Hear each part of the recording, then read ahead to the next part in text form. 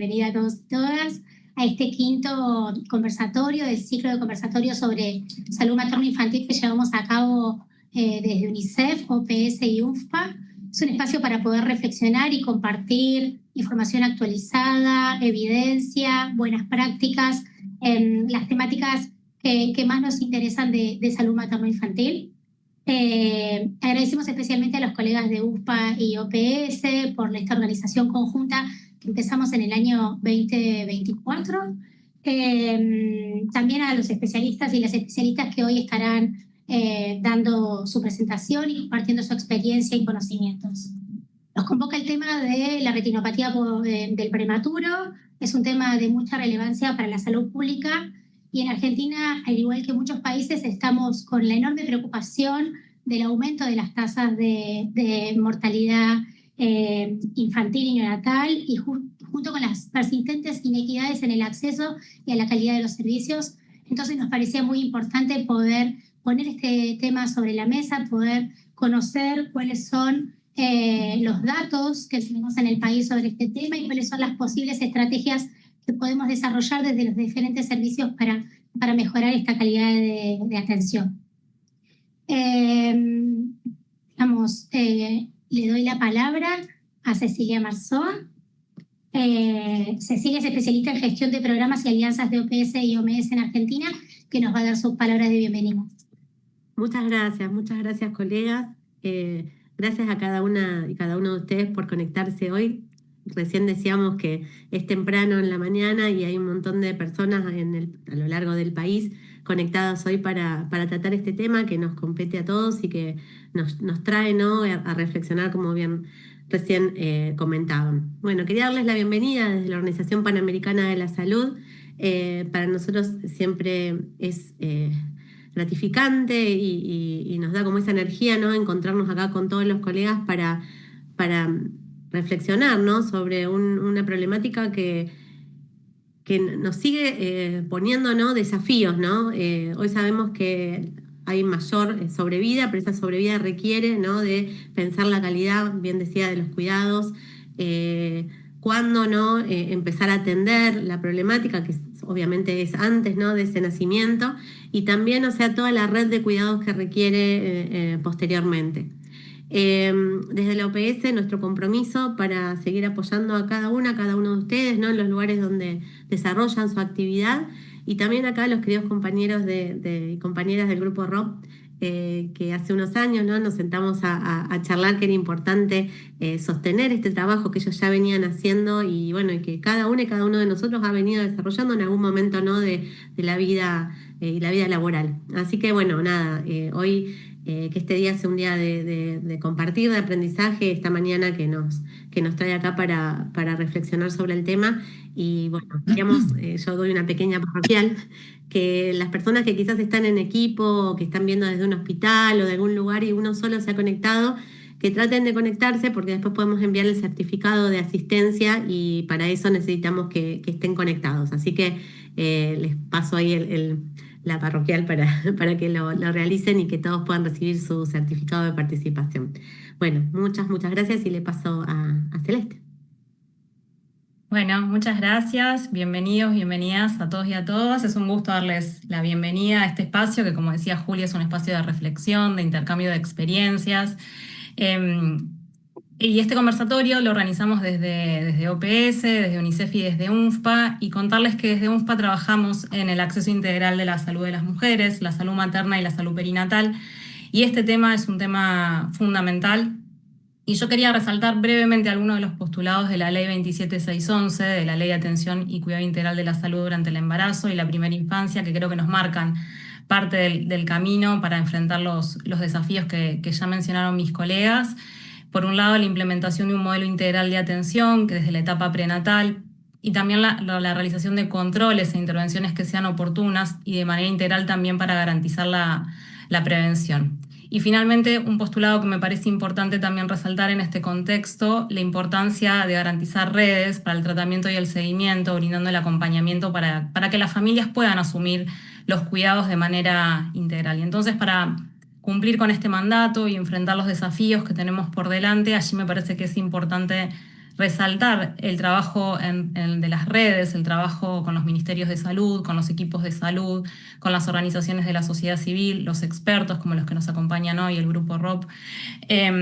Así que bueno, celebro entonces este espacio de intercambio tan diverso con tantas organizaciones, instituciones, personas, justamente para enfrentar esos desafíos y para garantizar la salud de las mujeres y la salud materna y prenatal. Muchas gracias. Gracias, Celeste. Bueno, no me presenté en un principio, yo soy Julia Anciuela, soy oficial de salud de UNICEF y quería contarles que a lo largo de este encuentro vamos a ir viendo un recorrido, un camino que empezamos con la mirada sobre la situación actual de la ROP en Argentina. Luego abordaremos cómo la prevención empieza incluso antes del nacimiento. Profundizaremos en el rol del equipo neonatal para reducir los factores de riesgo y finalmente vamos a reflexionar sobre la importancia de garantizar sistemas que no pierdan oportunidades para la pesquisa, el tratamiento oportuno y el seguimiento de estos niños y estas niñas. Y para esto nada mejor que los integrantes del Grupo ROP, que son los expertos en el país en esta temática. Entonces, iniciamos con la primera presentación, que para poder comprender cuál es la situación actual en nuestro país, que estos datos nos van a poder permitir dimensionar el desafío y orientar las acciones donde más se necesitan. Y para esto le damos la palabra a la doctora Celia Lomuto, que es médica pediatra neonatóloga y miembro del Grupo ROP, que nos presentará los datos de Argentina. Cheli, le damos la palabra.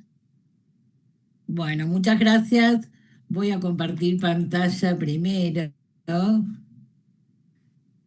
ver, ¿dónde estamos?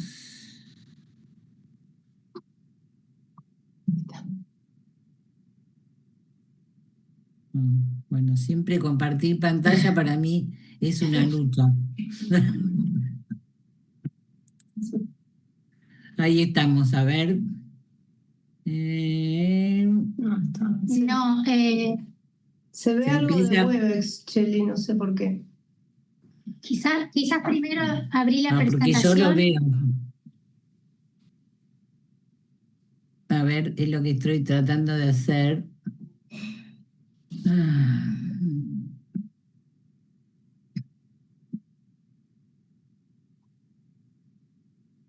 Dios. Tenemos solo la presentación. Que no encuentro para abrir la pantalla completa.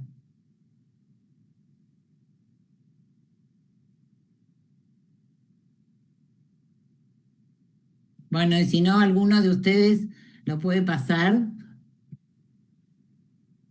¿Me Sí, no escuchan? tenemos tu presentación, lo único.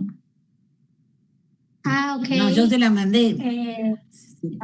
Y se la mandé a todos, a Ana, a Alejandro, a Ernesto y a ustedes también, porque no encuentro cómo abrir toda la...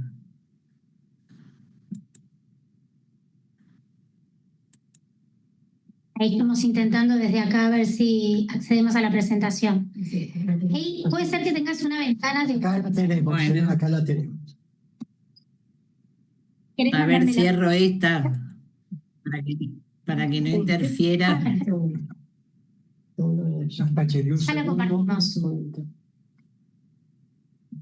Mientras tanto, vamos saludando a toda la gente. La verdad que la ¿Me encontraste? representación Sí. de todo el país, de todo lo que se están presentando, desde Jujuy hasta el sur,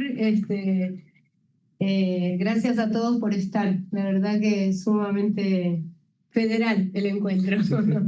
Y multidisciplinario por lo que estamos viendo. Sí, obstétricas, enfermeros, Así que, patólogos. bienvenidos todos. Sí, Bueno, ¿pudieron encontrar la presentación? sí.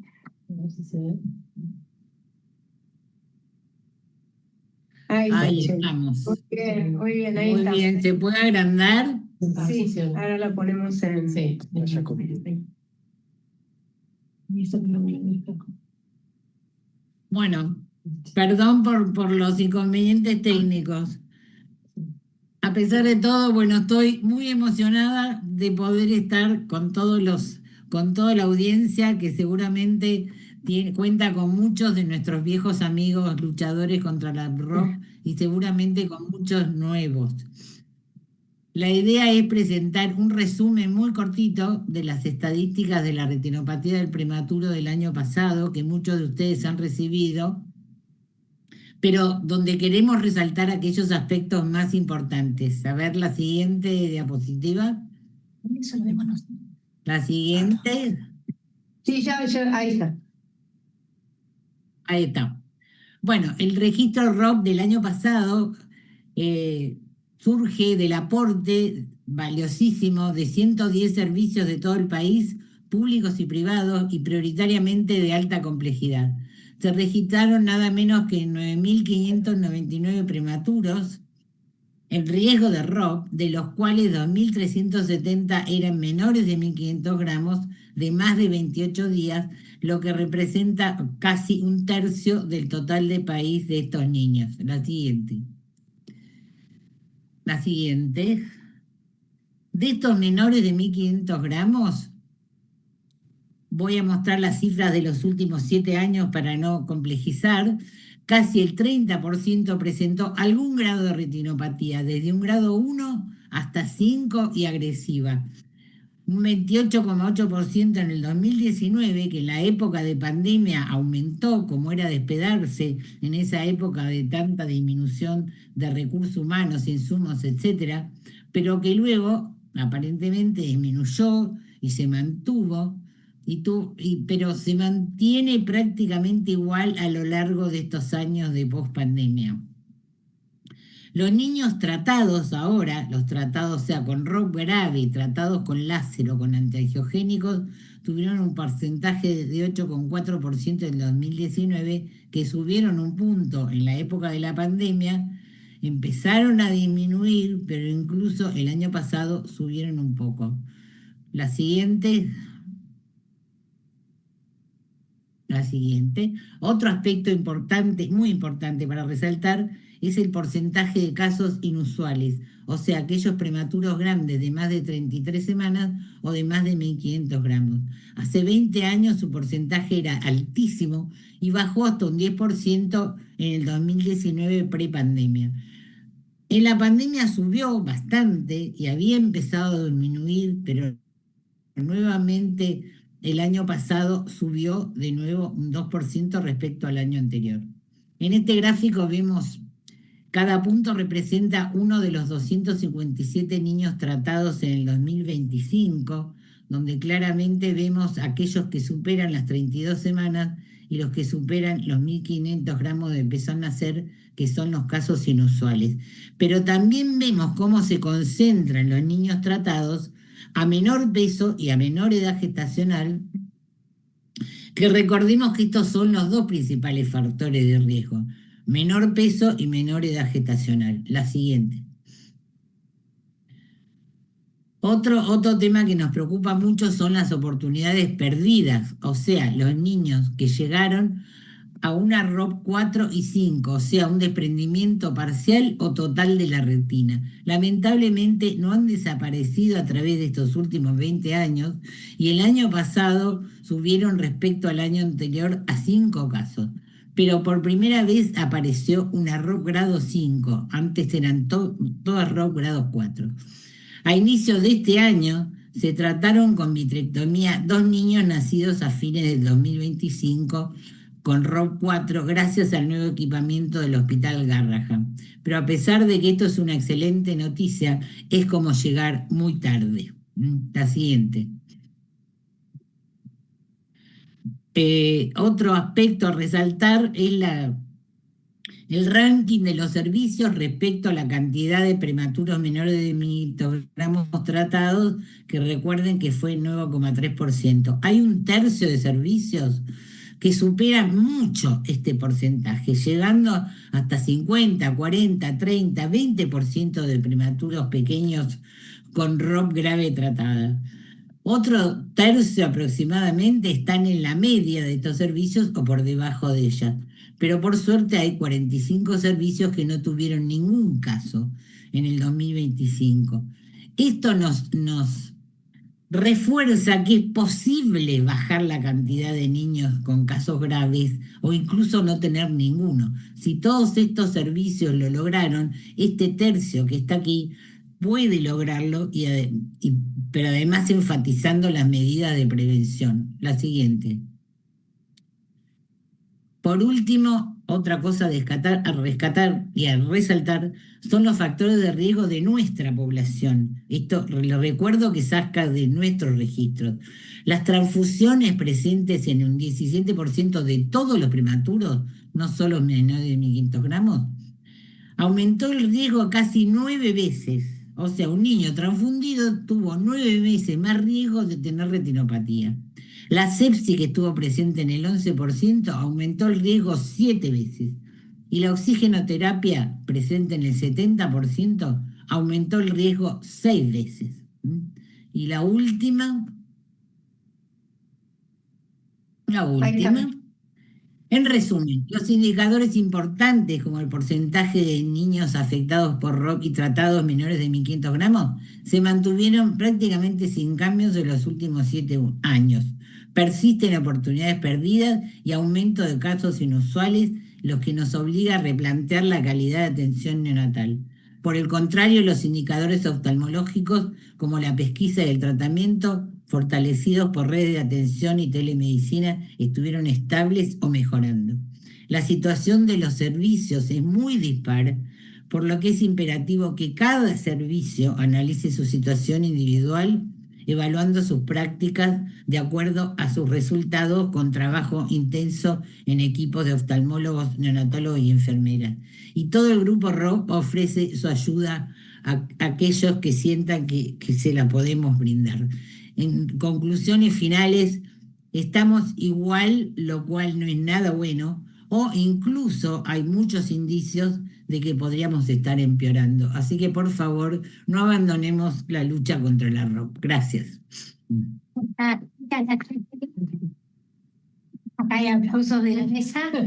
Muchas gracias. Bueno, con este contexto como punto de partida, avanzamos sobre un mensaje central de este encuentro, que es que la prevención de la ROP comienza antes del nacimiento. Y para esto invitamos al doctor Ernesto Alda, que es perinatólogo y también miembro del grupo ROP, a compartirnos su presentación. Ernesto. Hola.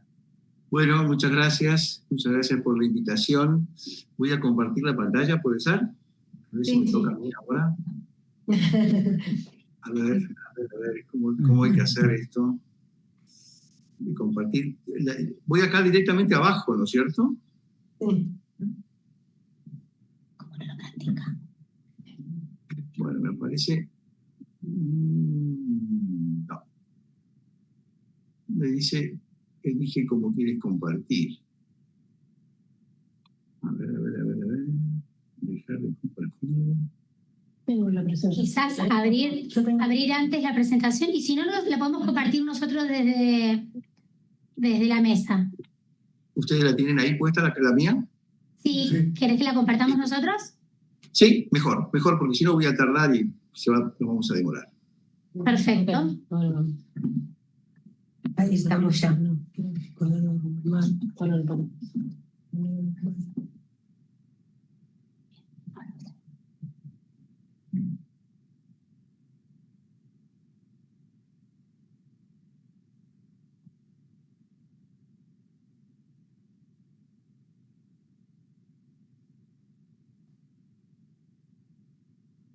Ahí vemos también que siguen presentándose de todas las provincias, así que muchas gracias.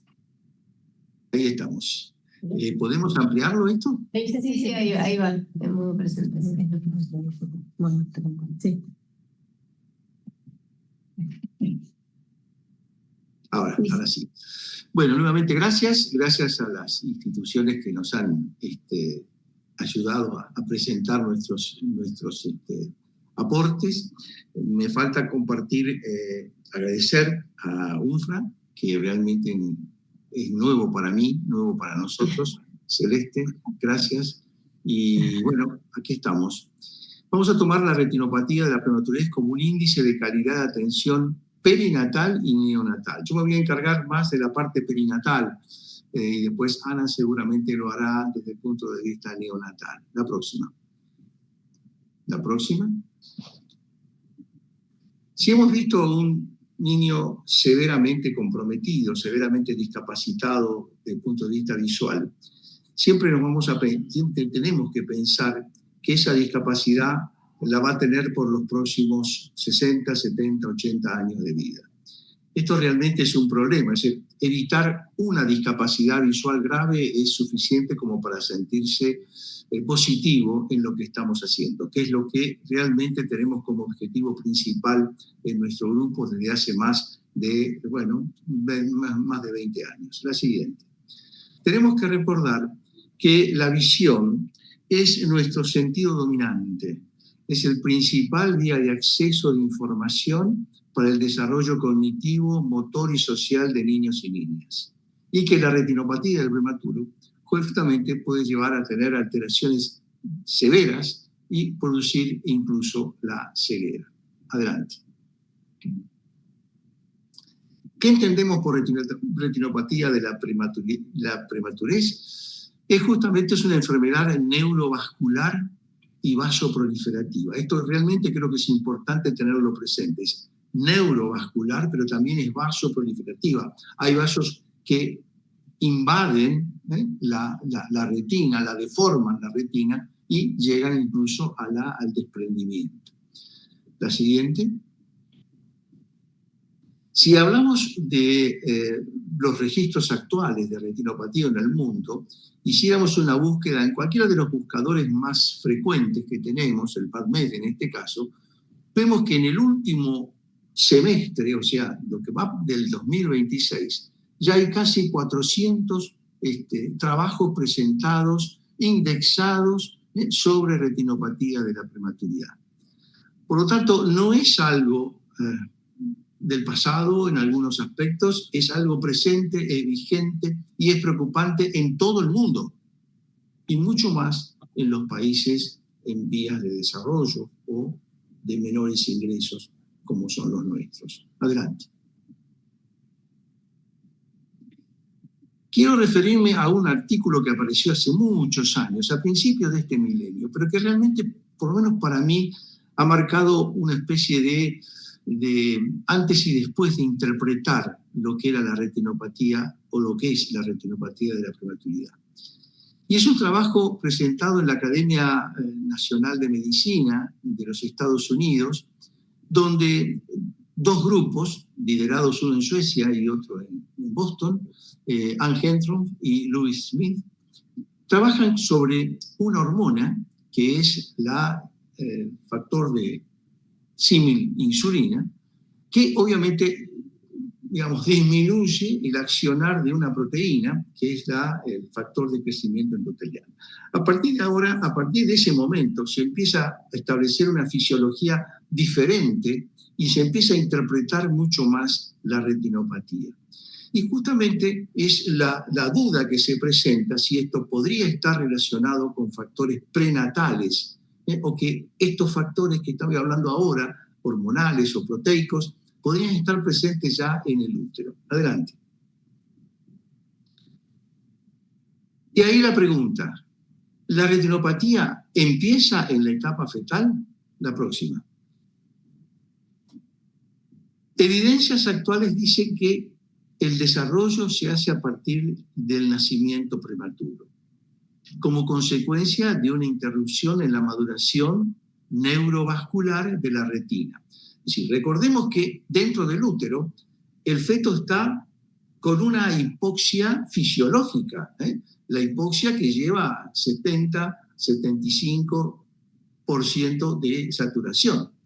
Cuando nace este bebé, se produce una hiperoxia rápidamente, pasamos a tener una saturación de 95, 94, 93% en los primeros, hasta los primeros 10 minutos, ¿no?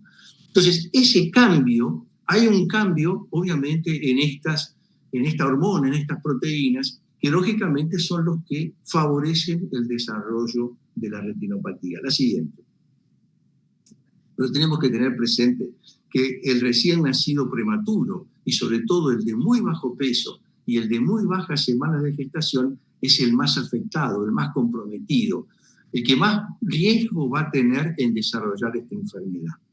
Pero, la próxima, no tenemos que olvidar algo que Cheli Serialomuto dijo recién, ¿no? Es decir, tenemos casos inusuales. O sea que vamos a tener prematuros muy chiquititos, de muy baja edad gestacional, de muy bajo peso, pero también van a ser aquellos que tienen más de 1.500 gramos o más de 32 semanas de gestación, que son los que realmente nos preocupan más en nuestro país, donde tenemos el 15% de los niños tratados son inusuales, llamados inusuales. La siguiente. La retinopatía es una mesa de 4 patas. Hay una prevención, diagnóstico, tratamiento y seguimiento. Se cae una pata, se cae la mesa. Eso es sencillo, digamos, no tenemos que pensar mucho más. Hoy vamos a hablar, por mi caso, vamos a hablar de la parte de prevención, la próxima. Esta prevención está asociada básicamente al oxígeno. Si uno tiene la idea de Stevie Wonder como prematuro ciego de la década del 50 hasta ahora, la historia nos dice que, bueno, que el oxígeno es el principal causante de la retinopatía. Y es verdad, es real. Y sobre todo para los casos inusuales, es realidad. Pero, la siguiente, existen factores, aspectos prenatales que pueden llegar a favorecer la retinopatía o a prevenirla. Es decir, hay actitudes, hay asistencia, hay indicaciones que uno no puede obviar o conocer que pueden estar favoreciendo la retinopatía, sobre todo por el estado en que el recién nacido está en sala de partos. La siguiente. Estas evidencias de una mejor atención prenatal, que es lo que me voy a referir ahora en pocos minutos, mejora el estado de salud neonatal, reduciendo la incidencia y gravedad del error. De cualquier manera, suspender, evitar, desaparecer la retinopatía, por ahora no va a ser posible. Por ahora. Veremos qué pasa en el futuro. Yo seguramente no lo voy a ver. La siguiente.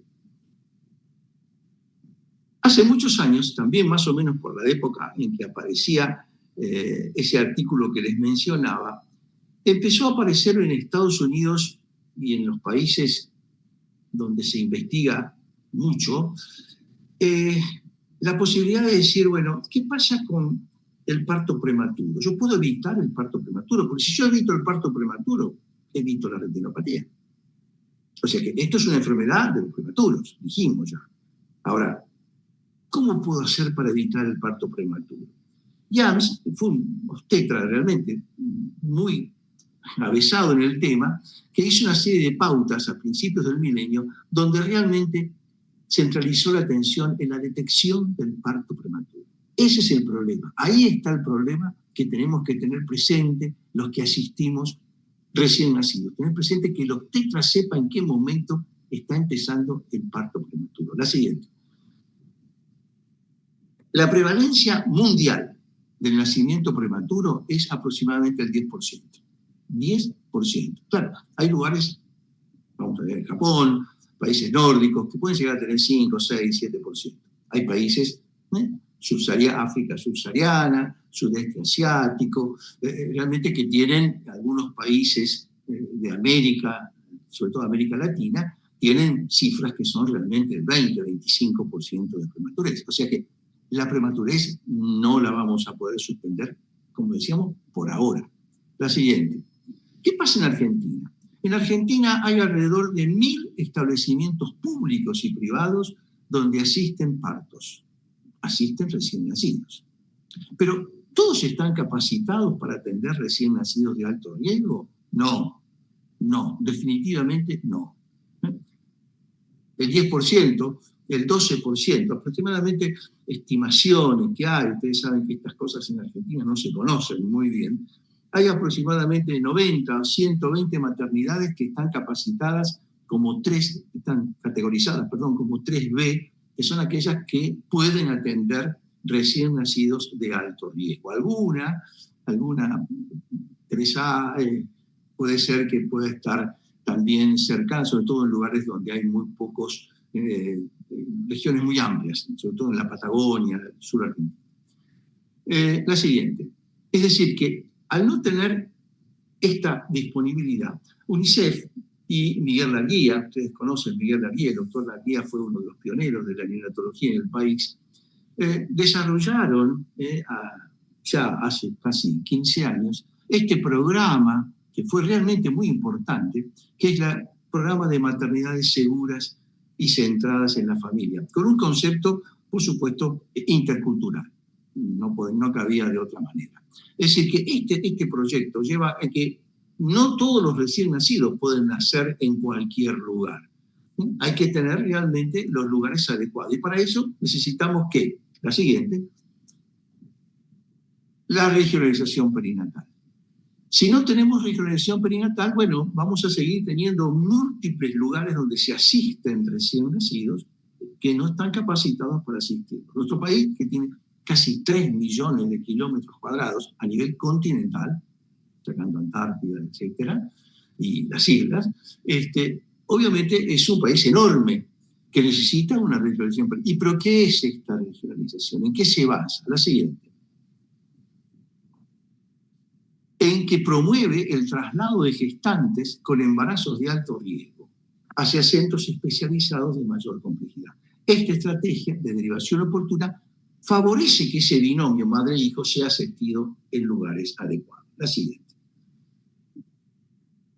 Pero también tenemos que pensar que hay algunos factores que ya están estimados o improntados dentro del útero, y que es la restricción del crecimiento uterino. Esos factores hormonales que decíamos hoy, proteicos que decíamos también, podrían estar actuando acá. Nunca se ha llegado a una conclusión. Sé que algunos, sobre todo los suecos, están trabajando en esto y hasta ahora no hay ninguna información concreta o ninguna evidencia. La próxima. Fíjense que en un trabajo que hizo Cheli hace unos años, aparecen que, bueno, dentro de los casos tratados, esos puntos rojos son restricciones de crecimiento uterino. O sea que realmente es un número importante, o sea, una prevalencia dentro del grupo de recién nacidos tratados, la restricción, o sea, recién nacido que va creciendo bien adentro del útero, feto que va creciendo bien, no, feto que va creciendo bien adentro del útero, bruscamente deja de crecer. Esa detención del crecimiento es el impacto más importante que puede tener un feto y que produce mucha patología, independientemente o aparte de lo que estamos hablando de retinopatía. La próxima. También tenemos que pensar en la maduración pulmonar. En la década del 60, 2 investigadores neozelandeses, Liggins y Howe, trabajando con ovejas preñadas, vieron que había algunas ovejas que en lugar de nacer a los 5 meses, nacían a los 4 meses.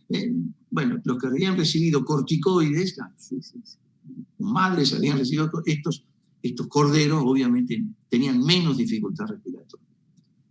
Posteriormente, ya en los años 70, ellos hacen un trabajo y publican en el año 72 en el Pediatrics este trabajo controlado donde algunos recibían niños, es decir, embarazos de riesgo, que iban a nacer prematuros, recibían corticoides, y otros que no recibían corticoides. Los que recibían corticoides, bueno, tenían una menor dificultad respiratoria. Y un metaanálisis, pocos metaanálisis van a encontrar como este que aparece en la figura, ¿no? La base Cochrane, Cochrane pone este metaanálisis dentro de su logo. Este es el logo de el efecto de los esteroides prenatales y la dificultad respiratoria.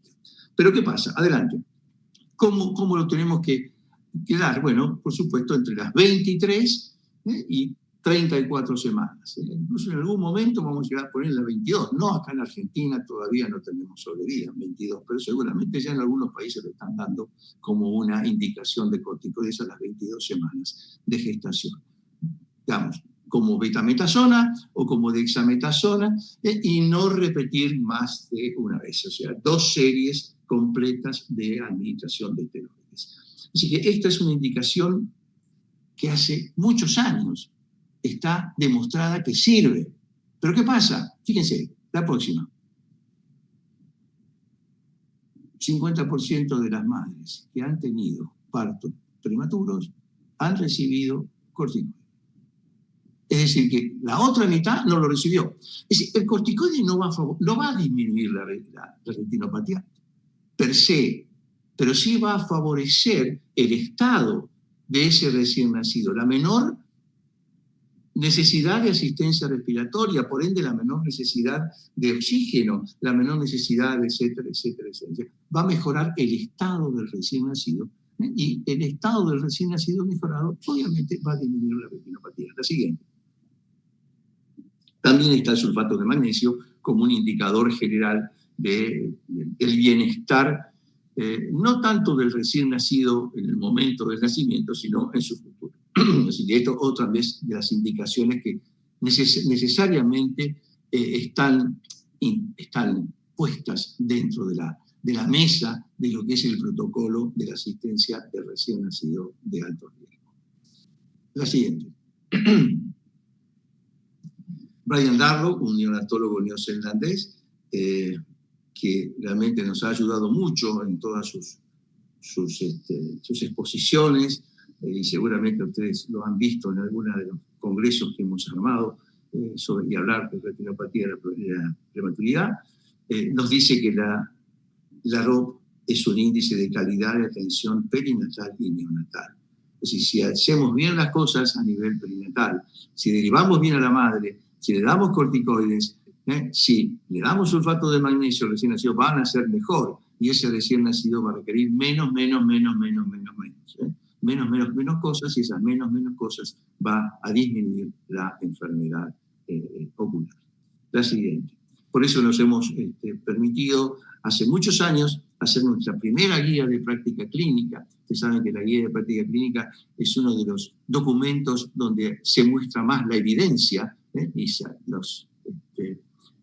los estudios demuestran cuál es lo bueno y cuál es lo malo. Esta guía, que fue, bueno, el año 2014, que fue tomada también por OPS y transformada en una guía de práctica clínica a nivel de Latinoamérica, bueno, creo que hace falta para tratar a nivel perinatal y neonatal a nuestros embarazos y nuestras niñas. La siguiente, en el año 2024, lo que hicimos fue una actualización de esta guía, así que esto está disponible, esto no hay que buscarlo en muchos lados, simplemente teclear en un buscador y aparece. Y por último, la próxima, tenemos que pensar que en este país, donde las inequidades sociales son muy grandes, fomentar todo lo que es la oportunidad asistencial para que todos los embarazos, las madres y los recién nacidos reciban una asistencia adecuada. La próxima. Gracias. Muchas gracias, Ernesto. El auditorio comparte el aplauso que también se está dando a través del chat. Y ahora invitamos a la licenciada Ana Quiroga a dar la presentación sobre el rol del equipo neonatal en el cuidado de calidad y la prevención de los factores de riesgo. Y Ana es licenciada en enfermería y también miembro del grupo ROP. Ana está aquí en la mesa, así que... Bueno, buenos días para todos. Muchísimas gracias por la invitación y a la generosidad de las organizaciones, las agencias de cooperación que nos ayudan a poder comunicarnos con ustedes y compartir este webinar o este conversatorio, y un saludo enorme a toda la presencia. Estamos con 272 personas conectadas, a los neonatólogos, a los oftalmólogos y todo mi corazón para las enfermeras neonatales que están también ahí conectadas. Así que Ernesto dijo algo muy importante recién, es que ROP es un indicador de calidad, y yo un poco voy a ir por ahí con mi presentación, sobre todo el rol que como equipo tenemos en cuanto a la prevención o el cuidado de los factores de riesgo, que también Cheli presentó un poquito y yo voy a volver a repetir esa diapositiva. ¿Qué es un indicador de calidad en neonatología? Son medidas estandarizadas que se basan en evidencia, que evalúan el rendimiento, seguridad y eficacia de la atención a los recién nacidos que tenemos en las unidades, Y lo que nos permite el indicador de calidad es monitorear procesos y reducir las complicaciones en la unidad de cuidado intensivo neonatal. Si nosotros analizamos la ROP como un indicador de calidad, y los tres, bueno, don Abedián ya lo dijo, ¿no? Los indicadores de estructura, de proceso y de resultado. De estructura son los recursos que tenemos disponibles, la relación enfermero-paciente, el equipamiento, el número de neonatólogos y la capacitación de los neonatólogos también, los equipamientos de soporte vital, infraestructura también para el control de infecciones. El proceso son las acciones que nosotros tenemos durante la atención, cómo se adhiere a protocolos de sepsis, de tiempo de reanimación cardiopulmonar neonatal, atención integral de los recién nacidos. Voy a hacer mención un poquito a eso, que ni es por un lado la ROP, ni es por un lado la sepsis, es la atención integral de los recién nacidos y sus familias, tanto pretérmino como de término enfermos. Y también los resultados, ¿no? La mortalidad neonatal, las infecciones asociadas a la atención de la salud, la morbilidad grave como es la ROP y la displasia broncopulmonar. Por eso lo que decía Cheli, que es nuestro anhelo, que cuando ustedes reciben los servicios que reportan al programa y reciben los datos, que esos datos sirvan para hacer un análisis de indicador de calidad en resultados, ¿no? Los indicadores de calidad, acá hay un pequeño diagrama, ¿no? Que es la transparencia, la pasión por la mejora, ¿no? El que nosotros siempre tenemos cosas para mejorar, el respeto por las personas y el medio ambiente y la responsabilidad que tenemos todos los profesionales que trabajamos en la unidad de cuidado intensivo neonatal, que nuestros pacientes no solo sobrevivan, sino que sobrevivan con la menor morbilidad asociada posible. Entonces, como dije antes, el cuidado integral de los recién nacidos y de las familias requieren un enfoque multidisciplinario y humanizado que atienda al recién nacido y familia en todas sus dimensiones, biológica, psicológica y social. Y el objetivo principal, como dije recién, es asegurar la supervivencia y prevenir o tratar la morbilidad asociada, que de retinopatía ya venimos hablando desde que iniciamos este encuentro. La prevención de la retinopatía es, como dije, el cuidado integral con énfasis en los factores de riesgo. Hablamos de los factores de riesgo y decimos que el oxígeno tiene un rol muy importante. El uso adecuado previene la ROP y otras morbilidades asociadas a la prematurez. Si no tenemos el tema del cuidado en la administración del oxígeno, seguramente vamos a tener mucha ROP. Pero si solamente atendemos el tema del oxígeno, seguramente no vamos a mejorar los datos de ROP, porque hay otros cuidados que impactan en la retinopatía. Sobre todo, les pido que pensemos en esto, aquellos que implican consumo de oxígeno, ¿no? Un chico que se enfría o se sobrecalienta, un chico que está estresado, que está con dolor, un chico que aumenta o disminuye el requerimiento de oxígeno porque no tiene la asistencia respiratoria adecuada. Entonces, por eso consideramos la ROP como un indicador de calidad de la atención neonatal. Cheli ya lo dijo, estos son, siempre teníamos el oxígeno al principio como, ¿no? Como odds ratio, como la probabilidad que ocurra el evento. Sin embargo, le están compitiendo la sepsis y las transfusiones también para tener el primer lugar. Y estos son los datos que recabamos a través del programa. Y lamentablemente no tenemos otros datos como es la lactancia materna, ¿no? Cuántos chicos reciben leche humana exclusiva o cómo es el crecimiento postnatal de estos pacientes, que eso nutriría muchísimo más el tema del enfoque de los factores de riesgo en los pacientes que tenemos en la unidad. Entonces, en principio vamos a hablar del oxígeno como factor de riesgo, estrés oxidativo y retinopatía, entre otras morbilidades.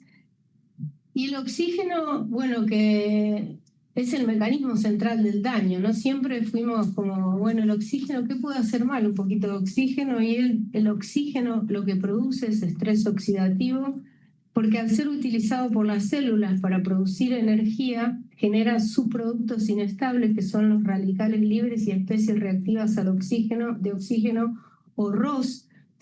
Y el prematuro, lamentablemente, como muchas de las otras cosas, no tiene defensas antioxidantes, o sea, son muy vulnerables a este estrés oxidativo si se produce un desequilibrio entre los oxidantes y las defensas antioxidantes deficientes que tiene el prematuro. Sobre todo, como Ernesto mencionó recién también, cuando en el caso de la retinopatía, el crecimiento normal del órgano visual era en un contexto donde el nivel de oxígeno era hipóxico, relativamente hipóxico, pero que le alcanza espectacularmente bien, al extrauterino, que es enriquecido por oxígeno. Entonces, las especies reactivas de oxígeno que mencioné recién oxidan ácidos grasos, proteínas y ADN, y lo que generan es daño celular sistémico.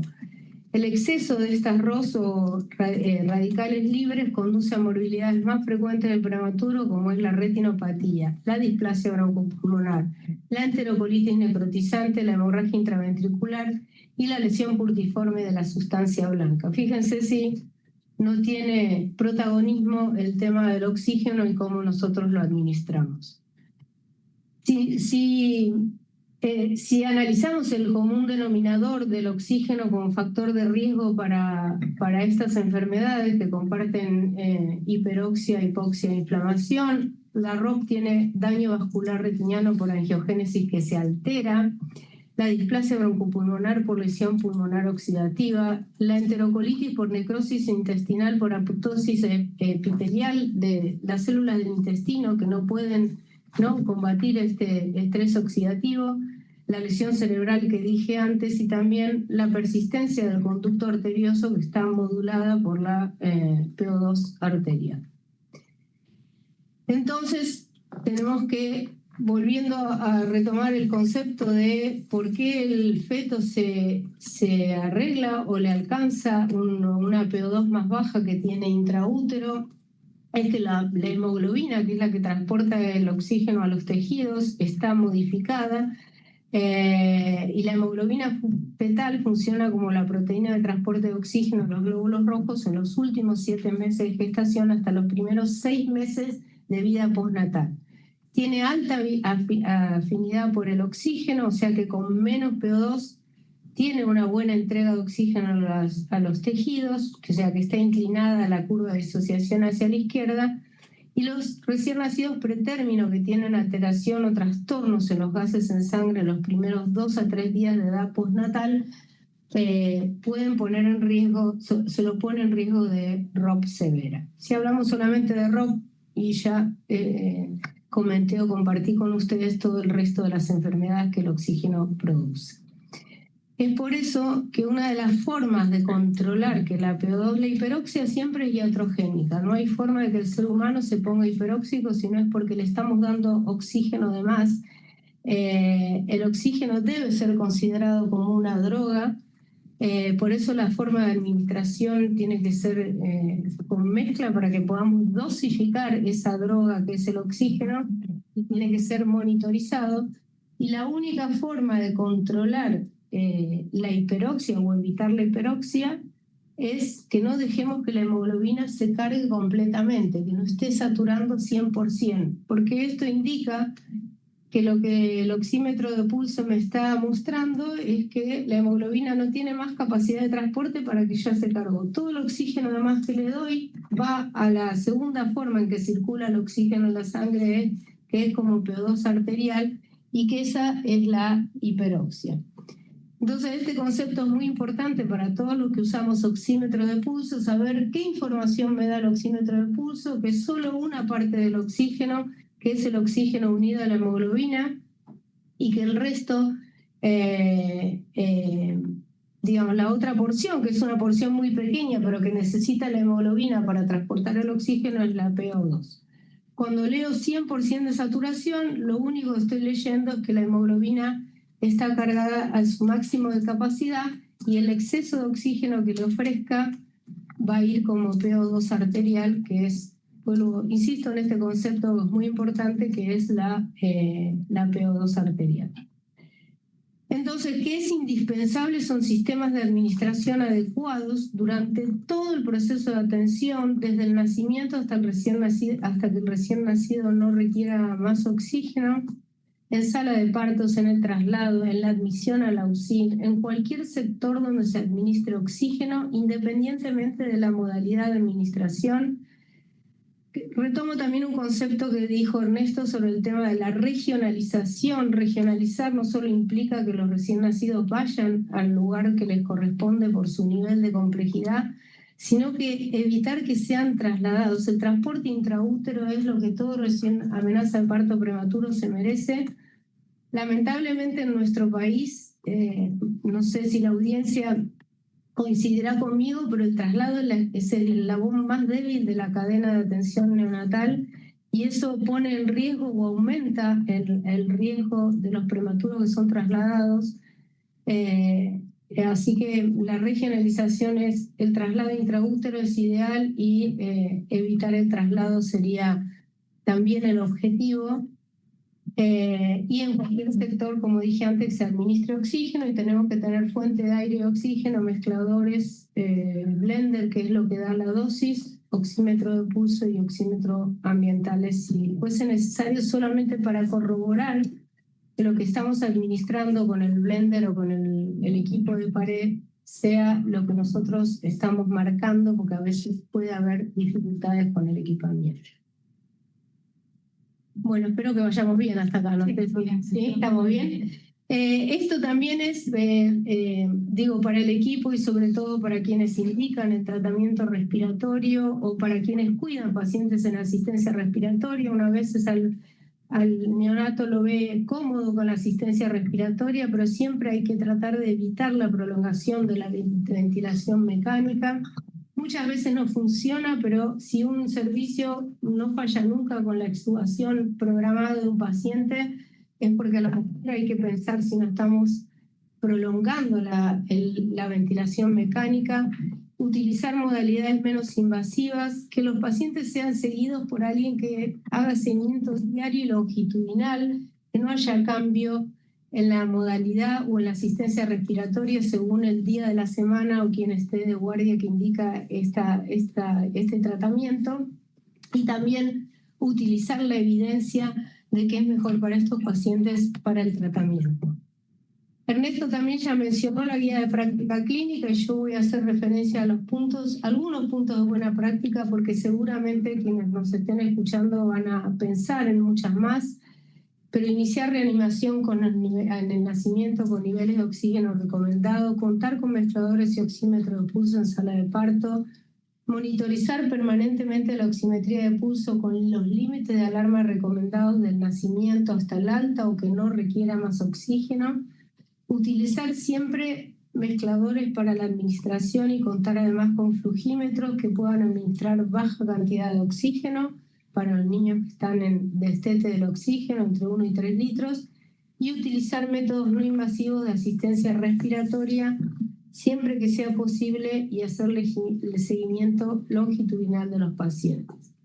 Otro punto de buena práctica que yo no puse acá, pero quiero recordar es todos tenemos que dar cuenta de lo que hacemos en la unidad. Si alguien viene y me supervisa, no es para control y para decirme que estoy haciendo algo mal, sino para controlar que los procesos se sigan adecuadamente.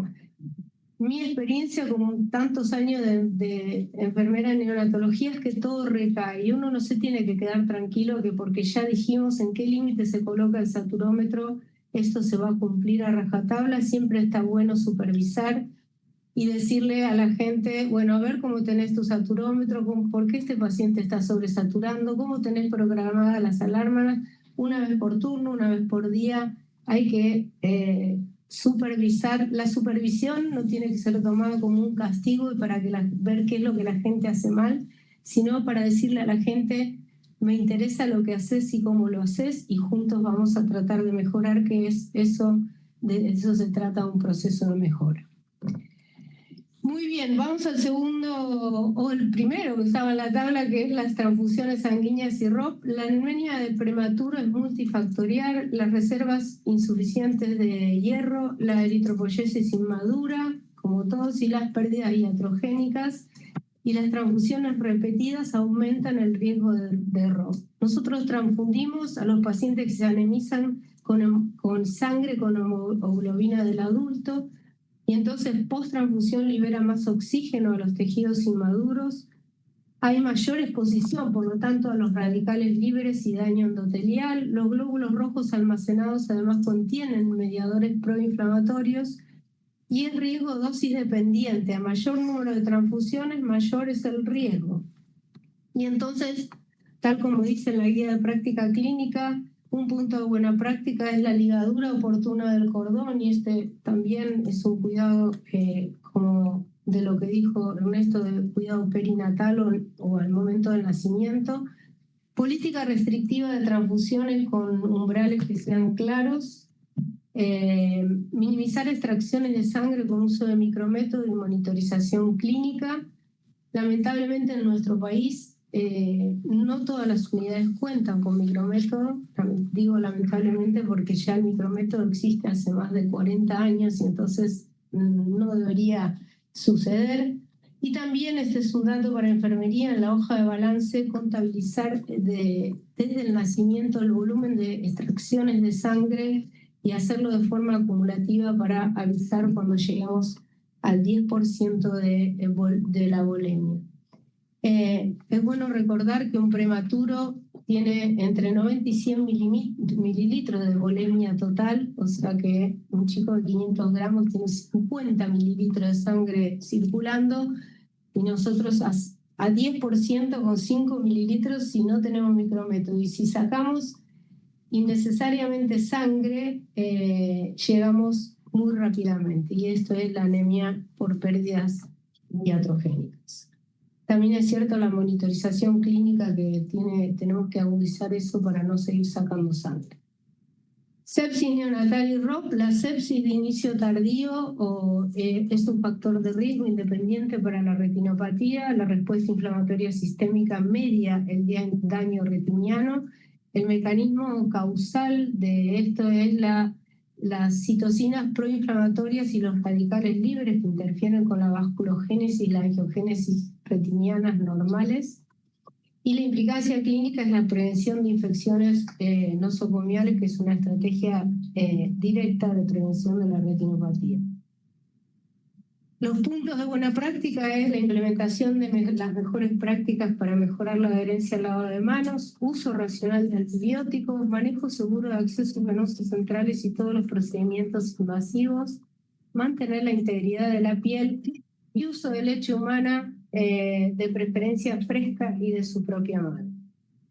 Ahí tenemos la precondición: es el nacimiento prematuro, el oxígeno y sepsis es la causa, inflamación, estrés oxidativo, y lo que marcan el factor de crecimiento es el mecanismo para el efecto del desarrollo de la retinopatía del prematuro.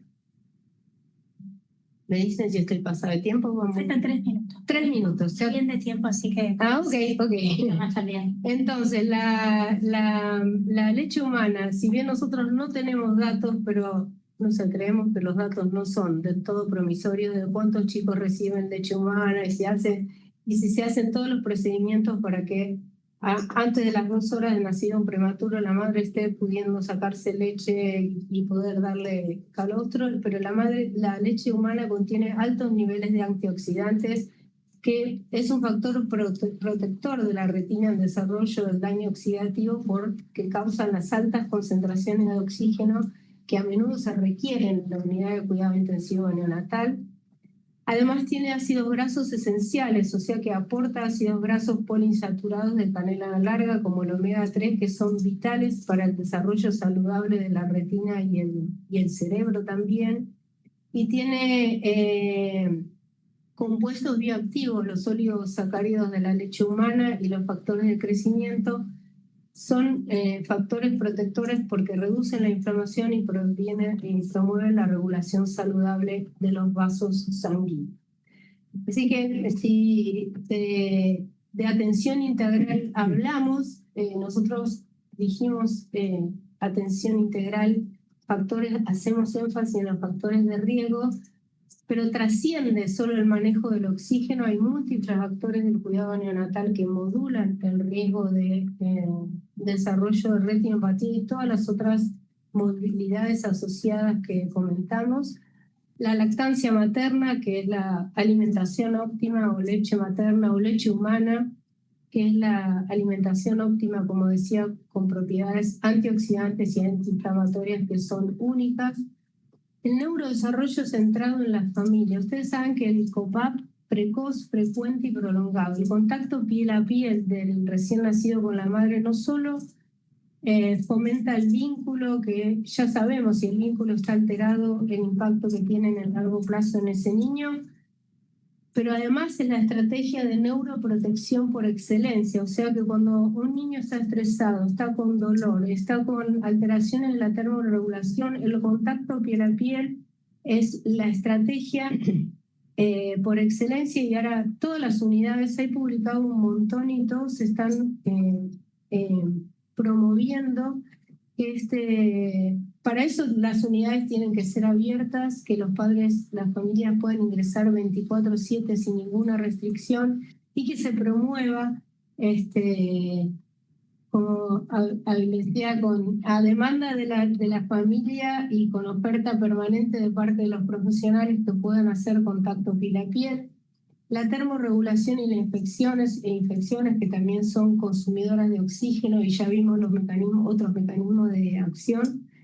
Y también la calidad del cuidado de enfermería. Tener dotación adecuada, formación y práctica basada en la evidencia mejoran los resultados. Igual quiero hacer un apartado en esto, que creo que no solo depende de la calidad del cuidado de enfermería, que esto es un trabajo en equipo, que también depende del equipo médico, depende de todas las especialidades, y todos estemos abocados a que controlemos todos estos factores de riesgo de la retinopatía del prematuro. Entonces, la mejora continua de la calidad es optimizar los recursos, garantizar equipamiento y personal capacitado suficiente, evaluar los procesos, supervisar guías de práctica clínica y rediseñar la atención según los resultados que tengamos. Si no me está yendo bien, tengo que revisar cómo lo estoy haciendo y ver qué cosas tengo que cambiar. Y también el cambio de cultura, fomentar el trabajo en equipo y la seguridad y la inclusión de los padres en la unidad neonatal. Para terminar, prevenir la ceguera por retinopatía es calidad integral, oxígeno seguro, menos infecciones y transfusiones, lactancia materna, familia y todo un equipo involucrado. Y decirles que cada acción de cuidado cuenta, coordinar, estandarizar y monitorizar transforma resultados visuales de por vida. Así que les agradezco mucho, espero que les haya resultado útil lo que compartí. Acá tienen todos los datos de contacto para el grupo ROP, y que estamos, como dijo Cheli muy bien, dispuestos para lo que necesiten, para ayudarlos a los que tengan necesidad de mejorar los resultados que tengan. Muchas gracias. Muchas gracias, Ana. Nos vamos a de todos los colegas conectados de las distintas provincias en el chat. Y en este camino que pensamos junto con los expertos del recorrido de este conversatorio, incluso cuando existen estrategias de prevención, todavía pueden perderse oportunidades si el sistema no garantiza la pesquisa, la derivación, el tratamiento y el seguimiento oportunos. Y este último bloque nos invita justamente a reflexionar sobre la organización de los servicios y la continuidad de los cuidados. Por eso invitamos a la doctora Celeste Mancilla, oftalmóloga, también miembro del grupo ROP, que nos hará una presentación sobre la posibilidad de no perder estas oportunidades. Celeste está aquí en la mesa, así que ya te damos la palabra. Hola, ¿cómo les va? Muchas gracias por la invitación y la posibilidad de estar acá. Bueno, como saben, yo soy oftalmóloga. Vamos a hablar un poco de no perder oportunidades en retinopatía del prematuro. Y Albert Einstein decía que en medio de las dificultades se esconde la oportunidad. Y en retinopatía del prematuro, la oportunidad está en detectar, tratar y seguir a corto y a mediano plazo a estos pacientes que nacen en medio de un montón de complicaciones, todas muy importantes, muy graves. Es difícil pensar en el ojo cuando la vida está en juego, pero tenemos que recordar, porque estos niños sobreviven y tienen que sobrevivir con la mejor calidad de vida posible y con la mejor capacidad visual posible.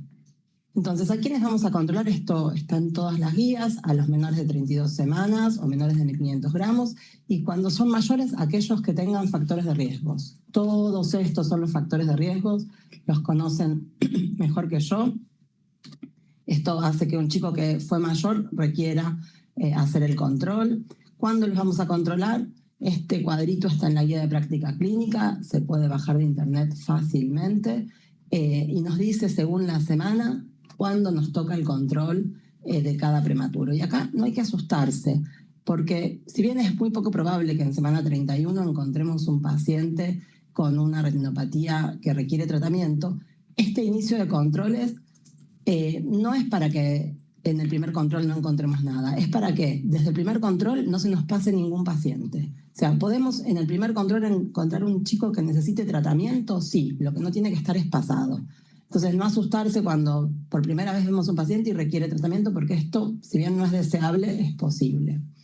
Y esto es un recordatorio fácil y visual que debería estar pegado en todas las salas de médicos de todas las neonatologías y en todas las salas de enfermería de todas las neonatologías para recordar cuándo le toca el control a cada niño. Esto también está entre las herramientas del Ministerio de Salud. ¿Y cada cuánto vamos a controlar? Bueno, si el desarrollo viene normal, si hay solamente vasos que no terminaron de formarse, los controles se hacen cada 15 días, en general cada 14. Los oftalmólogos acostumbramos a ir siempre el mismo día de la semana, cada 15, o sea, semana por medio. Cuando hay algún grado de retinopatía que nos pone en alerta que esto puede progresar más rápido, el control se hace una vez por semana, y cuando todo está un poco más complicado se hace cada 72 horas. Otra vez, si yo controlo cada 15 días y a los 15 días me encuentro una retinopatía que requiere tratamiento, no hay que preocuparse. El tema es que no tenemos que encontrar una que se haya pasado. Esto es algo que se hizo desde la Sociedad Panamericana de Retinopatía de Prematuro, que los oftalmólogos lo usamos bastante porque es bastante gráfico y nos muestra según en qué estadio está y en qué zona está. Si el semáforo es verde, controlamos cada 15 días, si es amarillo, una vez por semana, si es naranja, cada 3, 4 días, y cuando es rojo es indicación de tratamiento.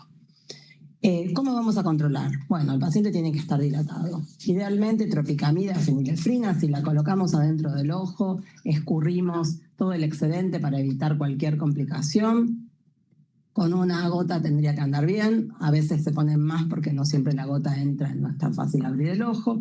Siempre hay que usar un blefarostato, siempre hay que usar un identador para poder ver hasta la periferia que no haya ninguna lesión. Este es un proceso que no es doloroso, pero sí molesta. Se recomienda usar anestesia tópica, se recomienda usar sucrosa oral, contención. Son todas medidas que bajan el estrés del bebé al momento del tratamiento. Y un oftalmoscopio binocular indirecto con una lupa de 20 o de 28. Yo prefiero la de 20, mucha gente prefiere la de 28. Para mí se ven más detalles, pero es una cuestión de cada oftalmólogo. Y esto es súper importante, es que todos los pacientes se deben controlar, especialmente los que están más graves, porque son los que tienen más riesgo. Y acá hay que ponerse todos la camiseta, una enfermera, un médico oftalmólogo y un médico neonatólogo listos para salir del problema si es que apareciera. Cada vez que tenemos un paciente que se pasa una oportunidad, un paciente que llega tarde, habitualmente lo que pasó antes es que no se controló porque estaba tan grave que... y eso es un error, porque los pacientes después sobreviven y no es suficiente sobrevivir, hay que sobrevivir con buena calidad visual. Entonces, hay que intentar ver rápido, acomodar todo para que todo funcione y controlar, porque si es necesario, estos pacientes hay que tratarlos. ¿Qué pasa con las imágenes? Cada vez son más importantes, cada vez son más útiles, ayudan a mostrarle a el que no está viendo el fondo de ojo, como puede ser una enfermera, como puede ser el neonatólogo, como pueden ser los padres, qué es lo que está pasando dentro del ojo. Y con la ayuda de la inteligencia artificial, en algún momento nos van a ayudar o nos van a permitir tomar decisiones en retinopatía prematuro. Están validándose, hay un equipo de gente en Latinoamérica validando imágenes, todo a partir de trabajo de Guillermo Monteliva, de un montón de gente. Pero la imagen nunca va a reemplazar a la oftalmoscopía binocular indirecta. Hay distintas formas de tomar imágenes, más caras, más baratas. El gol estándar es la RedCam, que es o la RobCam, que son imágenes de campo amplio. El smartphone es utilísimo porque lo tenemos todos en el bolsillo, pero hay que saber que nos cuenta la historia en un pedacito, hay que tener la capacidad de armar todo el fondo de ojo para poder ver en conjunto qué es lo que pasa en el fondo de ojo, y tener siempre en mente que en la foto siempre vemos menos detalle, vemos menos campo y parece menos severo. Por eso es que la foto no reemplaza el fondo de ojo y es necesario siempre corroborar lo que estamos viendo en la foto con el oftalmoscopio binocular indirecto. Cuando vemos el fondo de ojo y decimos vamos a sacar la foto, esta es la expectativa, la foto perfecta, donde se ven todos los detalles, pero la realidad es que la foto la mayoría de las veces sale así. Con lo cual, no tenemos que confiarnos tanto en lo que vemos en la foto. Seguimos adelante y tenemos que, una vez que hicimos la pesquisa adecuada y a todos los pacientes, hacer el tratamiento oportuno, que es aquel que se realiza dentro de las 72 horas de la indicación. Idealmente en las 48 para hacer el láser, y en las ropas agresivas se recomienda incluso que sea a las 24 horas para tener mejores resultados. Entonces, para tener un tratamiento oportuno, antes de que el niño haya nacido, antes de empezar a controlar al prematuro, tenemos que tener resuelto quién va a tratar, quién lo va a pagar, cómo va a ser la logística, se va a tratar en esta unidad, se va a derivar a otro lado para tratar, cómo vamos a hacer esto. Esto tiene que estar resuelto antes de arrancar.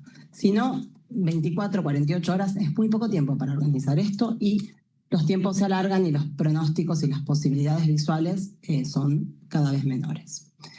Tenemos dos tipos de tratamiento. Está el láser, que todavía sigue siendo el tratamiento de elección en la retinopatía prematuro. En este caso lo que se hace es destruir, quemar la retina avascular que está generando factores de crecimiento que hace que se haga la retinopatía prematuro, para que esas células dejen de producir esos factores de crecimiento y la retinopatía se detenga e involucione. Es un tratamiento que sabemos que es súper efectivo y que tiene un resultado evidente a muy corto plazo. Si hacemos un láser completo, 10, 15 días ya sabemos que nos fue bien, que cómo evolucionó el tratamiento. Pero requiere el equipamiento, es un procedimiento que es prolongado, que es doloroso, que destruye la retina. Si bien funciona, va a dejar una secuela de por vida en el campo visual, puede generar agujeros, desgarros, y en las ropas agresivas tiene un resultado dudoso. ¿Por qué? Porque la ropa agresiva es la que tiene como límite temporal la mácula. Entonces, si yo trato hasta la mitad de la mácula, voy a dejar un defecto del campo visual muy importante que puede incluso ser una ceguera legal, aunque el paciente vea. La técnica siempre tiene que ser un oftalmólogo que esté entrenado o tener un oftalmólogo entrenado que nos esté asistiendo. Idealmente se hace con pseudoanalgesia, anestesia tópica. En algunos casos se elige la anestesia general. Hay que tener olfarostato, dentador, lágrimas, muchísima paciencia, recordar apagar las estufas de las servocunas para evitar la complicación inmediata más frecuente, que es que la córnea se dematice por el viento y por el calor. ¿Qué más nos puede pasar como complicaciones inmediatas? Que le demos a un vasito o al cordón y haya una hemorragia y dejemos de ver. Cuando hacemos un láser muy extremo, puede haber isquemia del segmento anterior, puede haber catarata, y tardíamente las alteraciones del campo visual, los desgarros, los desprendimientos de retina, la miopía y el estrabismo, que si bien son más frecuentes en los niños prematuros, son mucho más frecuentes en los niños tratados con láser. Como les dije, el tratamiento es complejo, pero el seguimiento es muy fácil. Se ve a los 10-15 días y está todo tratado más o menos al mes, y después los controles son cada 6 meses hasta más o menos la edad escolar en la cual los chicos ya nos pueden decir que dejan de ver o no a lo lejos.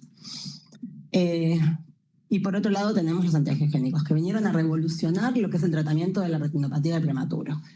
Los antiangiogénicos lo que hacen es inhibir los factores de crecimiento sin destruir la retina. Es un método bastante más fisiológico, es muy fácil de aplicar y no tiene secuelas locales conocidas. Sin embargo, acá pueden ver, estas son fotos del hospital, cómo mágicamente, foto del día de la inyección y de los 15 días, rectifica, mejora todo, pero tiene riesgo de infección. Hay que recordar que estos niños en la neonatología muchas veces están colonizados con sepsis, con bacterias bastante severas, y una endoftalmitis nos puede hacer perder el ojo en 24 horas.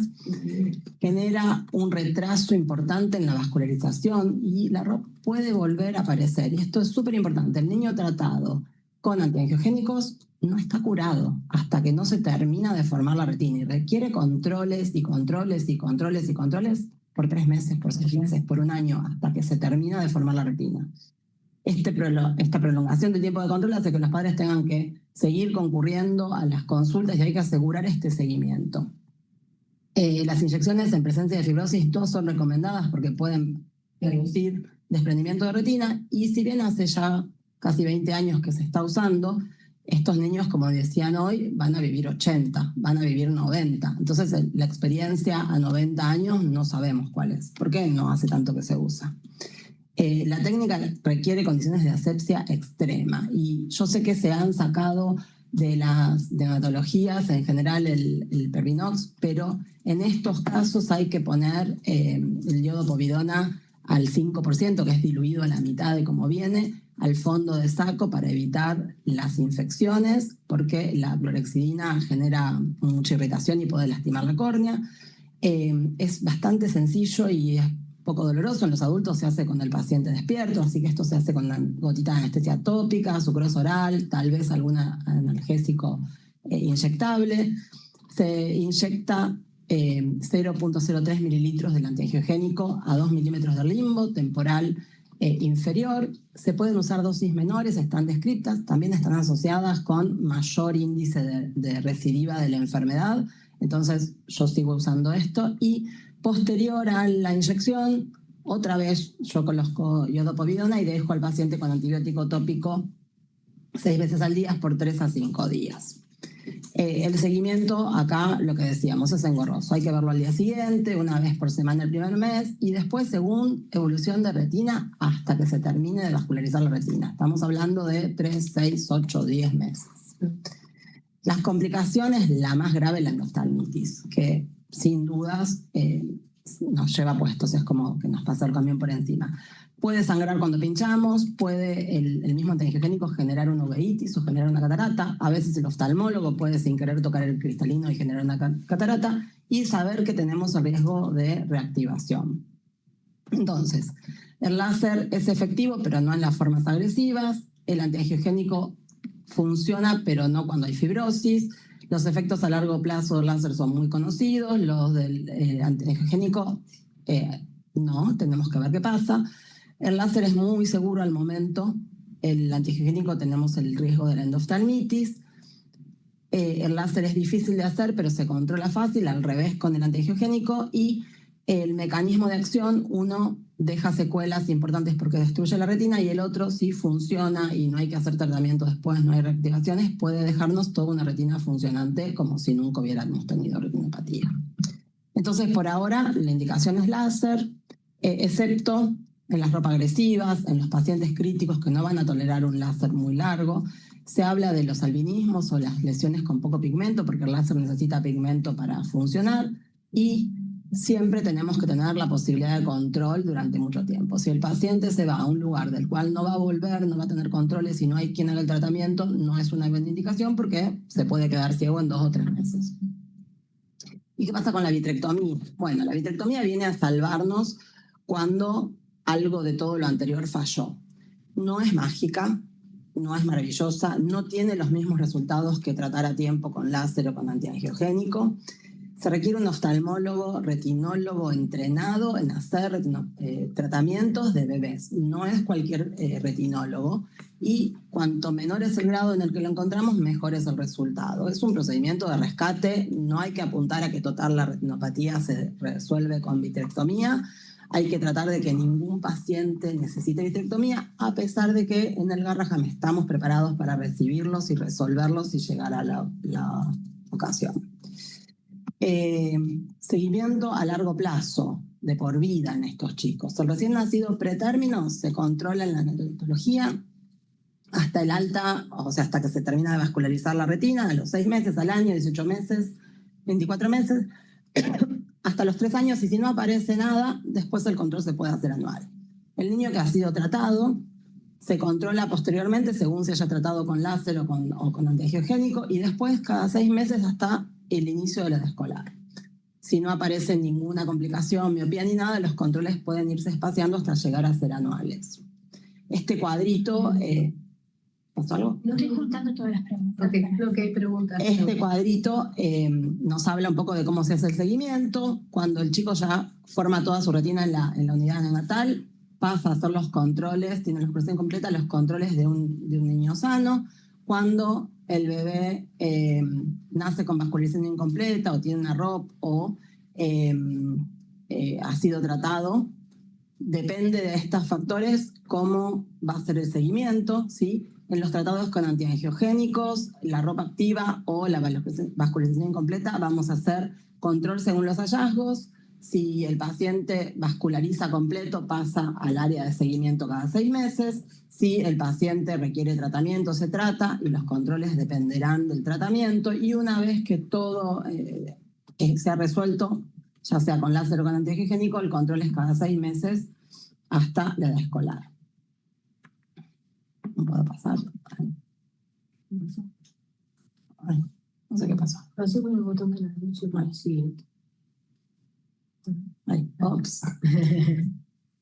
¿Nos quedan Pero- 3 minutitos? Sí, se me fue Fuiste 3 para. me fui para atrás. No sé cómo volver. Ahí está. Bueno, voy a hablar en un minuto de telemedicina, que creo que en Argentina no se hace, porque ese es el uso de tecnologías entre el paciente y el médico. Sí, lo que tenemos es mucha teleconsultoría, médicos que consultan con otros médicos a distancia. Este país es un país muy grande y muchas veces hay gente que está muy sola, muy lejos para realizar controles y seguimiento. Hay redes formales e informales a lo largo de todo el país. La red de CABA, la red de Provincia de Buenos Aires, está Europar, en todas las situaciones, tratando de colaborar y ayudar a todos los oftalmólogos que necesitan esa ayuda.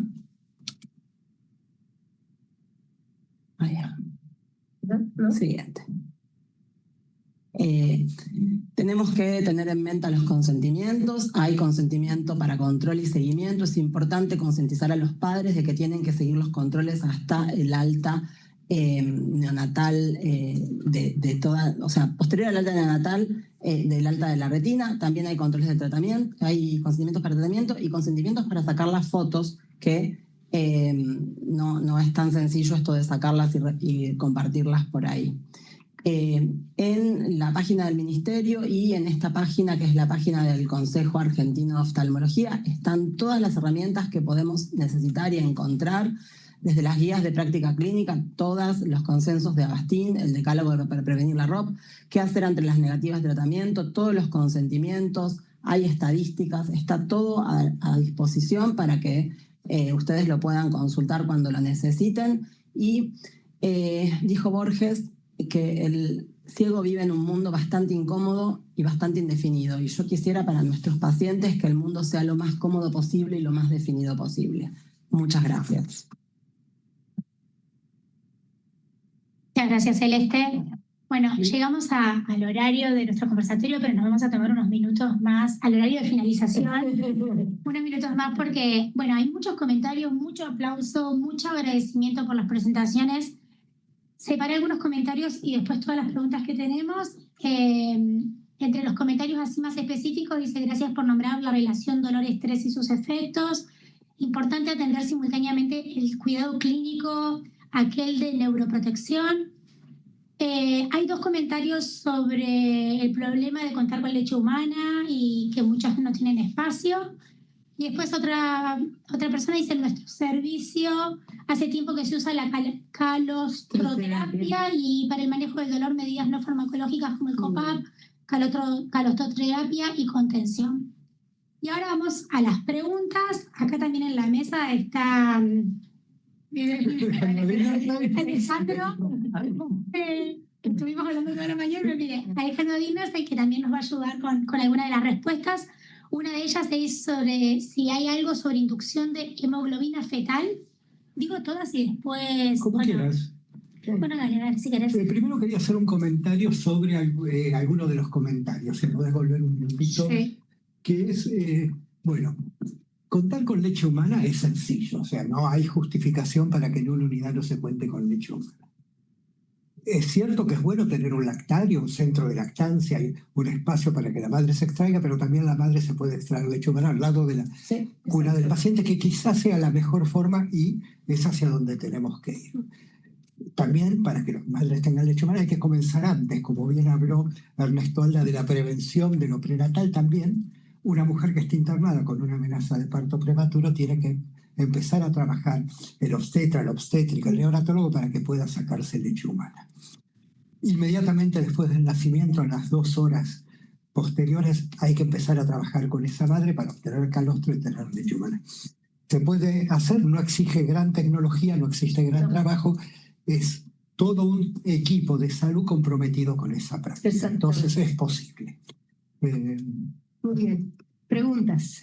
Bueno, Bien, la primera era sobre esto, sobre si hay algo sobre inducción de hemoglobina fetal. bueno, la hemoglobina fetal protege de la ROP, lo tenemos todos claro, por la diferente afinidad que tiene con el oxígeno. Es una técnica que se usa, los hematólogos lo podrían contestar, para el tratamiento de la beta-talasemia y la anemia de células falciformes.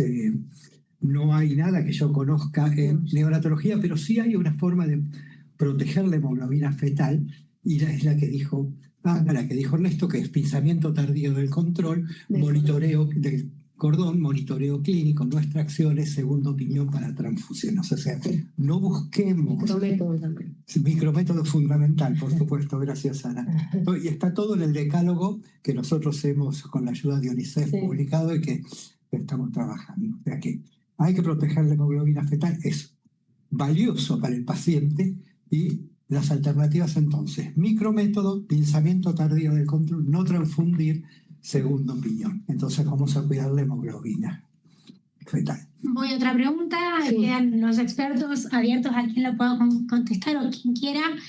Quisiera preguntar si en este marco de franca disminución de la natalidad pudieron evaluar si existe una relación entre la cantidad de prematuros atendidos en cada institución y la presencia de ROP.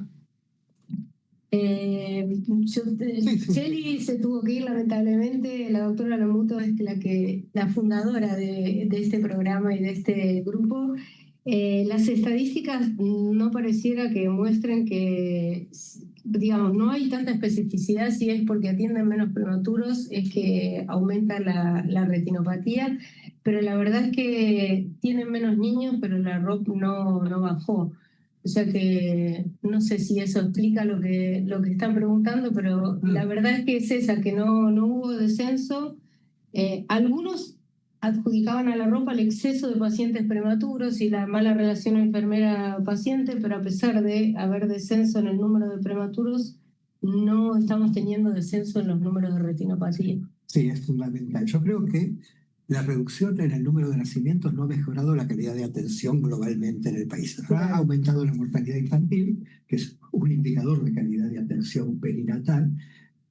La ROP se mantiene estable desde hace 9 años, o sea que no ha acompañado y tampoco también ha aumentado la mortalidad neonatal, que es, o sea, quienes aportan para la ROP. O sea, y por ahí una paradoja también es que, a pesar de que en las maternidades 3B, que son las que tienen que tener los prematuros, por ahí haya menos prematuros, pero muchos prematuros siguen naciendo en niveles que no les corresponden por su complejidad. Entonces, eso tiene que ver con la próxima pregunta, que dice, ¿qué porcentaje de niños de alto riesgo nacen en lugares inadecuados? no tengo el dato. Yo no tengo el dato, lo podemos buscar y lo transmito. Yo lo que sé que hay algunas jurisdicciones como la ciudad de Buenos Aires, donde el 95 largo, más del 95% nacen en las unidades donde tiene que nacer.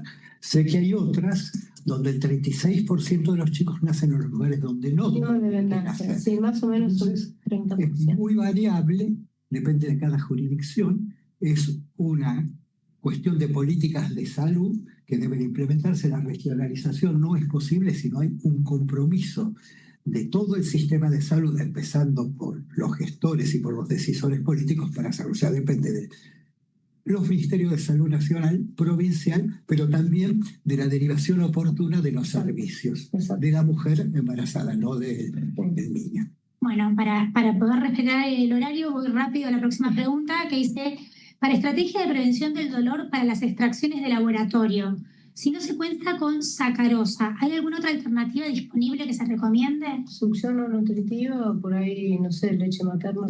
Pero la sacarosa es un insumo tan barato que depende de la complejidad del Exacto. paciente, porque los chicos más complejos por ahí, ¿no? Y que se envoltura de contención también, protegerlo ¿no? De que no esté estresado por luz y mucho ruido. Hay medidas no farmacológicas que se pueden hacer y no Sí. solo sucrosa y... No, sí. y la madre y el padre al lado del paciente Sí. cuando se le saca sangre. Sí. Nadie de nosotros dejaría que a nuestro hijo le saquen Sí. sangre sin estar. Entonces, la madre conteniendo a su hijo, el contacto piel a piel durante la extracción, en el que pueda y en todos los pacientes se Sí. puede. Y el otro tema es contener y aliviar el dolor una vez que se produce, porque no todo dolor es Sí, evitable. exactamente. Pero después contener al paciente, ayudarlo a organizarlo es fundamental para COPAP, para proteger, aliviar el dolor y cuidar el neurodesarrollo, que el dolor es... Por eso dicen, ¿no? Que el COPAP, si las neuronas del prematuro que están en pleno desarrollo sufrieron por el dolor que fue inevitable, el contacto piel a piel con la madre es la estrategia de neuroprotección porque ayuda a que esas neuronas se fortalezcan y no se mueran, digamos. Muchas gracias. Porque a diferencia de un paciente más que puede reorganizarse ante una experiencia dolorosa, el prematuro no puede, necesita externamente, por eso el nido, no ruido, no luz, todo lo que dijo Ana es fundamental en la unidad de cuidados intensivos.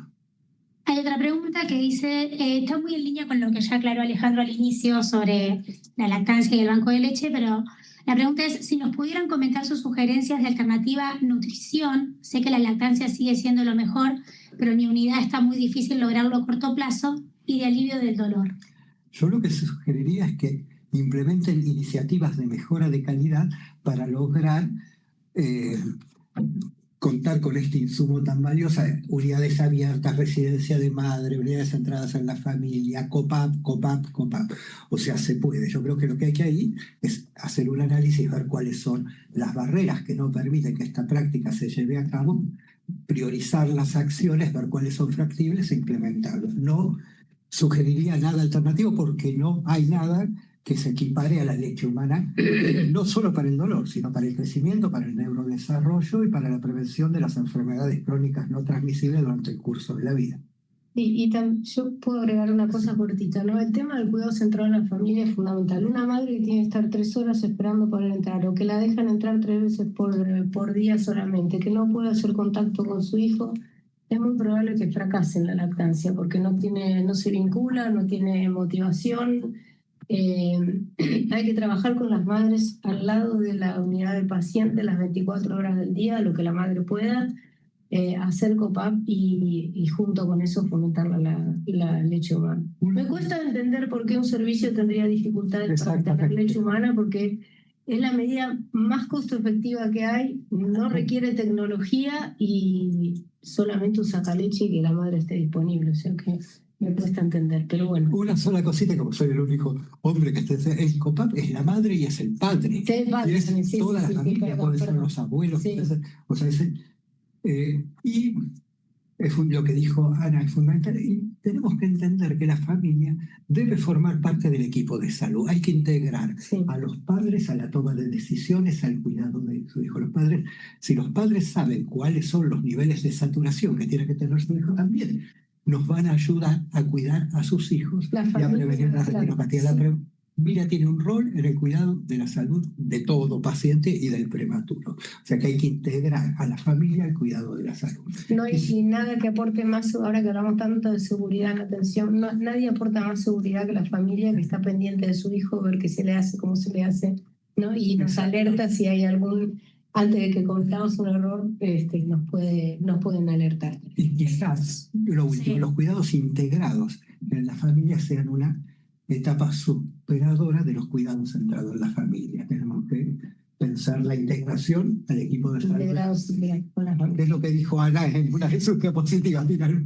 Tenemos 2 preguntas más especiales para especialmente para perfecto. Celeste, pero antes, durante todo el conversatorio hubo 277 personas Qué bien. conectadas, muchos también refirieron que estaban dentro de sus equipos conectados, entonces esto fue como bastante masivo. Antes de que se retiren, tenemos un código QR ahí con una breve encuesta que pedimos que por favor completen, pero vamos a las preguntas específicas oftalmológicas que hice. Para el tratamiento con láser, ¿utilizan anestesia general con intubación endotraqueal? En general se elige la pseudoanalgesia con anestesia tópica y contención. En algunos casos, chicos muy grandes, chicos muy complejos, se puede elegir la anestesia general. La mayoría de los anestesistas que yo conozco usan una bigotera con un poquito de Seborane y sumamos la anestesia tópica y todo eso, pero va a depender de la decisión de cada anestesista y existen situaciones en las cuales se ha tenido que terminar intubando al paciente. No es que está prohibido, pero tratamos de no, porque a veces estos chicos que estuvieron tanto tiempo intubarlos no es tan fácil después sacar el tubo, entonces se trata de no. O sea, que sería la excepción y no la norma que vaya con anestesia general. En general, hay lugares donde se elige más la anestesia general porque... La guía de práctica clínica de nuestro país indica la pseudoanalgesia. Sí. Hay, obviamente, la guía de práctica clínica indica para la general y después hay una individualización en cada paciente, pero lo que tenemos que saber es que la anestesia no es inocua y produce efectos a lo largo de la vida, produce alteraciones en el neurodesarrollo, o sea que no es bueno para un prematuro ser anestesiado, para ningún chico, pero obviamente hay indicaciones concretas que el equipo tratante lo definirá, pero no es la regla ni es lo que excepción. uno dice, vamos siempre a anestesiarlo con anestesia general, pero hay situaciones que lo requieren. Sí, obviamente. El ojo tiene que estar más o menos quieto, el paciente tiene que estar quieto, tiene que respirar, hay un montón de cosas que Pero tienen que tiene que ser pasar. la excepción, no puede ser la política ni la rutina en una unidad la anestesia para tratamiento. Bueno, la próxima, porque estamos Sí. más de tiempo. La voy a reinterpretar porque aparte del tipeo que no entiendo, pero es, después de nacido, ¿cuánto tiempo hay que esperar para realizar el control de fondo de ojos? Está en el cuadrito que pasé al principio, que se encuentra en la guía de práctica clínica y lo buscan en internet fácilmente.